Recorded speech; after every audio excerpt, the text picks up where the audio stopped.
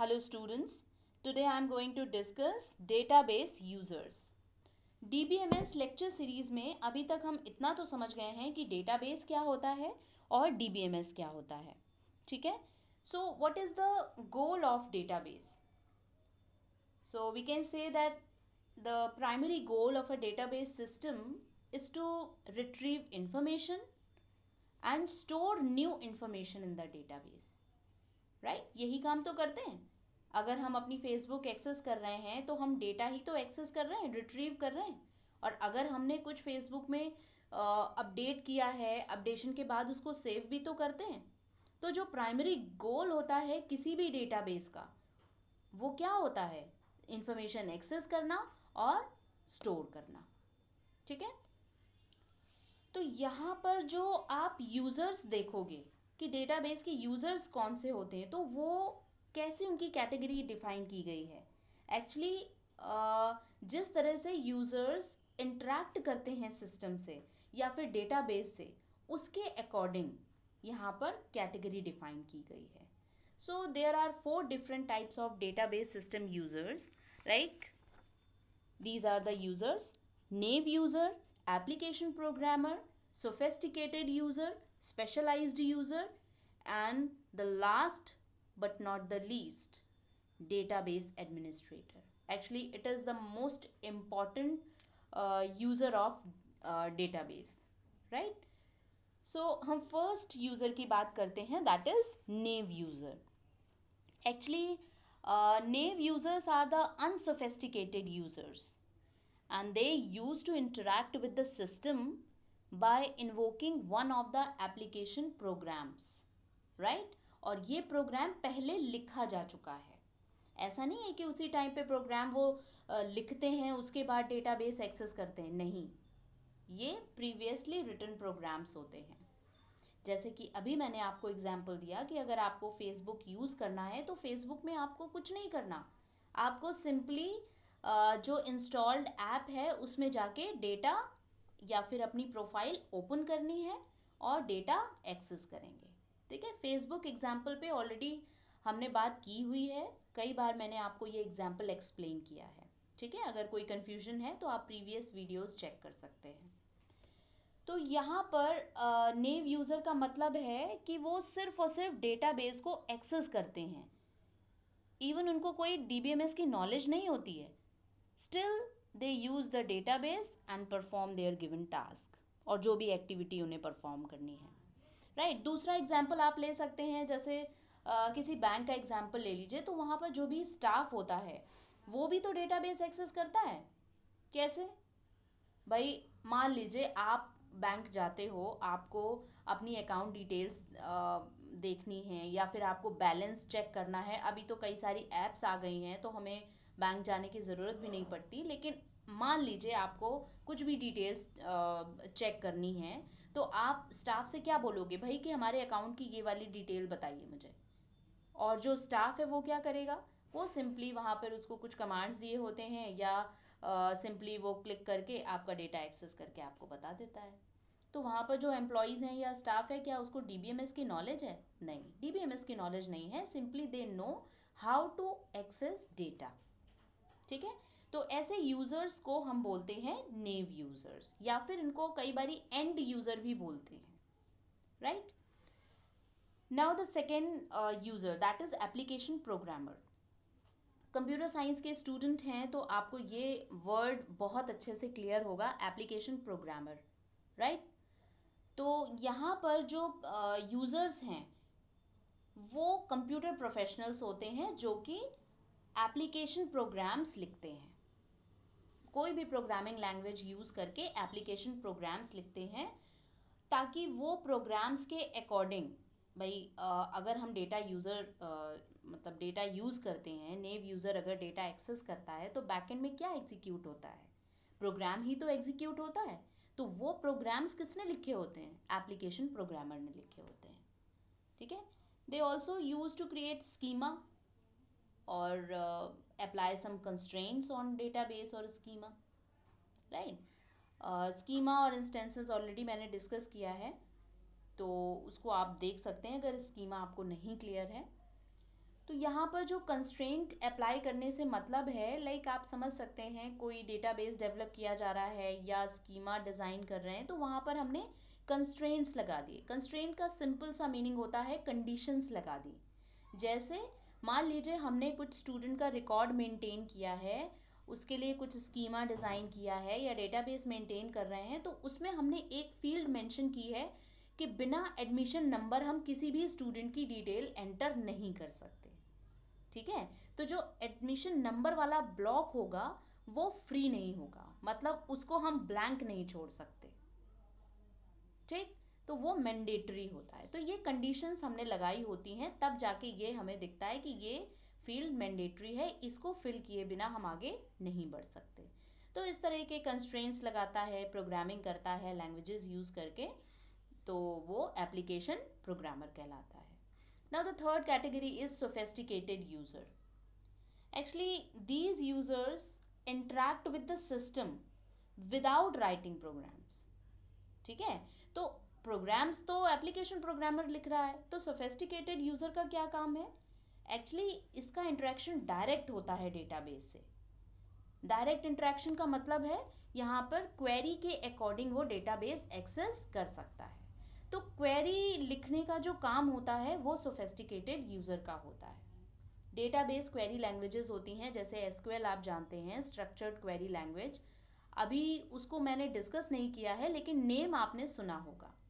ठीक है, SQL query language होती है जिससे हम क्वेरीज लिखते हैं और डेटा एक्सेस करते हैं। ठीक, तो एग्जाम्पल के लिए आप समझ सकते हैं, मान लीजिए स्टूडेंट का रिकॉर्ड मेंटेन्ड है और सोफिस्टिकेटेड यूज़र को डेटा एक्सेस करना है कि ऐसे स्टूडेंट्स का डेटा डिस्प्ले हो जाए जिनकी एज 23 से बिलो है। ठीक है, तो वो इस तरह की क्वेरी डिज़ाइन करेगा जिससे 23 से कम वाले स्टूडेंट्स स्क्रीन पे आ जाएंगे। तो ऐसी क्वेरीज डिज़ाइन करता है। Next category is specialized user. ये तो नेम से ही आपको क्लियर हो रहा है कि स्पेशलाइज्ड यूज़र होते हैं, कुछ स्पेशल एप्लीकेशन पे काम करते हैं। तो जो सोफिस्टिकेटेड यूज़र्स होते हैं, तो वो अगर पर्टिकुलर एप्लीकेशन पे काम करते हैं तो उनको हम स्पेशलाइज्ड यूज़र बोलते हैं। ठीक है, तो आप कह सकते हैं स्पेशलाइज्ड यूज़र कोई ट्रेडिशनल डेटा प्रोसेसिंग पे काम नहीं करते।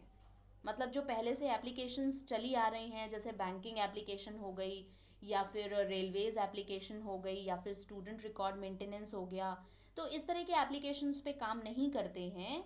यहाँ पर जो एप्लीकेशंस होती हैं वो एक्सपर्ट सिस्टम्स होते हैं, या फिर आप कह सकते हैं नॉलेज बेस्ड सिस्टम होते हैं। ठीक है, कुछ ऐसे कॉम्प्लेक्स सिस्टम होते हैं जिनका एक तरह से एप्लीकेशन नया होता है, या फिर आप कह सकते हैं अभी हम किसी एप्लीकेशन पे काम कर रहे होते हैं, कोई नई एप्लीकेशन या नया सॉफ्टवेयर हम डेवलप कर रहे होते हैं। तो ऐसे जो यूज़र्स होते हैं वो स्पेशलाइज्ड यूज़र कहलाते हैं। मान लीजिए हम किसी एप्लीकेशन पे काम कर रहे हैं जो लोकेशन डिटेक्ट करेगा किसी यूज़र का और उसका डेटा स्टोर करेगा। तो ये अगर पहले से जो एप्लीकेशन है ये नहीं बनी है तो इस पे हम काम कर रहे हैं। ठीक है, तो ऐसे यूज़र्स को स्पेशलाइज्ड यूज़र बोलते हैं। अब ये 4 यूज़र्स तो आपने समझ लिए, अब हम बात करते हैं डेटाबेस एडमिनिस्ट्रेटर्स की। एक्चुअली जो ये डेटाबेस एडमिनिस्ट्रेटर एक ऐसा पर्सन होता है जिसको पूरे कंट्रोल दिए जाते हैं, एक तरह से सेंट्रल कंट्रोल होता है इसका सिस्टम पर, इसलिए हम इसको बोलते हैं डेटाबेस एडमिनिस्ट्रेटर। ठीक है, तो इसके कुछ डिफाइंड फंक्शंस हैं। एक तरह से ओवरऑल जो मेंटेनेंस होता है, जो हैंडलिंग होती है, या फिर आप कंट्रोलर कह लें डेटाबेस का, वो डीबीए के हाथ में होता है। ठीक है, तो सबसे पहला जो इसका टास्क है that is security. Actually DBA is responsible for creating various database users, right, and they use to provide the access rights. जैसे आपने कई बार देखा होगा कुछ आईडी पासवर्ड्स होते हैं जो सिर्फ और सिर्फ कुछ ही लोगों को प्रोवाइड किए जाते हैं। इसका बहुत ही सिंपल सा एग्जाम्पल है जो आप कोरिलेट कर सकते हैं, लाइक आप लैब जाते हो। ठीक है, लैब, जो कॉलेजेस में लैब्स होती हैं वहाँ पे हम जाते हैं, अगर हमें कुछ प्रोग्रामिंग करनी है, कोडिंग करनी है, एज अ स्टूडेंट हम गए हैं, तो वहाँ पर दो ऑप्शंस आपको दिखते हैं मोस्टली। एक लॉगिन दिया होता है एडमिनिस्ट्रेटर के लिए और दूसरा होता है स्टूडेंट के लिए। तो एडमिनिस्ट्रेटर के एक्सेस राइट्स कुछ अलग होते हैं और स्टूडेंट के एक्सेस राइट्स कुछ अलग होंगे। तो ये किसी ने प्रोवाइड किया होता है, किसी ने कुछ मेंटेन किया होता है, तब जाके ये एक्सेस राइट्स मेंटेन किए जाते हैं। ठीक है, दूसरा एग्जांपल आप ले सकते हैं आईआरसीटीसी का। भाई एज अ यूज़र अगर आपने लॉगिन किया है तो आपको कुछ पेजेस का एक्सेस होगा, और एज अ एडमिनिस्ट्रेटर लॉगिन करेंगे तो आपको कुछ अलग पेजेस का भी एक्सेस होगा। ठीक है, कुछ अपडेशंस भी कर सकते हैं आप, ट्रेन नेम चेंज कर सकते हैं, उसका रूट चेंज कर सकते हैं। लेकिन अगर आप सिंपल यूज़र हैं तो ये अपडेशंस के राइट्स आपको नहीं दिए जाएंगे। तो इस तरह से एक्सेस राइट्स भी डिफाइन करता है। Now the second most important point of DBA, or you can say the task of DBA is to storage structure and access method definition. ठीक है, अब स्टोरेज एक्सेस क्या होगा, या आप कह लीजिए स्टोरेज स्ट्रक्चर क्या होगा, कहाँ पे डेटा को स्टोर करना है, क्या यहाँ पर फिजिकल ऑर्गेनाइजेशन है जिसको हमें इम्प्रूव करना है या उसको चेंज करना है, ये सारे डिसीजंस कौन लेता है, डीबीए लेता है। एक्चुअली स्टोरेज ऑर्गेनाइजेशन से मतलब यहाँ पे क्या है कि जहाँ पर अभी तक हमने डेटा स्टोर किया था हम उसकी लोकेशन चेंज करना चाहते हैं। ठीक है, तो लोकेशन चेंज करने से ऐसा तो नहीं कोई प्रॉब्लम आ जाएगी, डेटा एक्सेसिबल नहीं होगा, ऐसा कुछ भी नहीं होना चाहिए। तो ये सारी रिस्पॉन्सिबिलिटीज होती हैं डीबीए की।